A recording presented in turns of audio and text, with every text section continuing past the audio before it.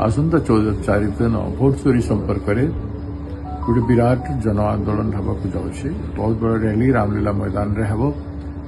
ए रामलीला मैदान रे खड़गे जी नेतृत्व में जो सभा हेबो से मुख्य भाव में आम नेता श्रीयुक्त राहुल गांधी जी भोट चोरी संपर्क में उपस्थापन करेंगे केमिति गणतंत्र को हत्या करा जाउछि, भोट लुट होइछि, बेकार युवक मानकर चाकरी लुट, चाषी मानकर भविष्य लुट, श्रमिक मानकर श्रम लुट, तांकर परिश्रम लुट, महिला मानकर प्रति तांकर सम्मान लुट एवं आमर विभिन्न क्षेत्र में जेते संभावना अच्छी से समस्त संभावना स्वाधीन चेता भारत वर्षर संविधानिक जेते अधिकार अच्छी से सबुथिर चोरी हो जाଉଛି।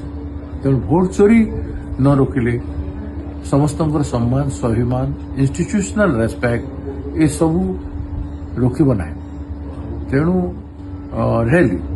रैली संपर्क में पार्लियामेंट राहुल गांधी जी, प्रियंका गांधी जी, श्रीमती सोनिया गांधी भी आम समस्त नेता वेणुगोपाल जी समस्त बहुत भाव में उपस्थापन कर सारी आमे भोट चोरी संपर्क ओडिशार अनेक कार्यक्रम नहींचु।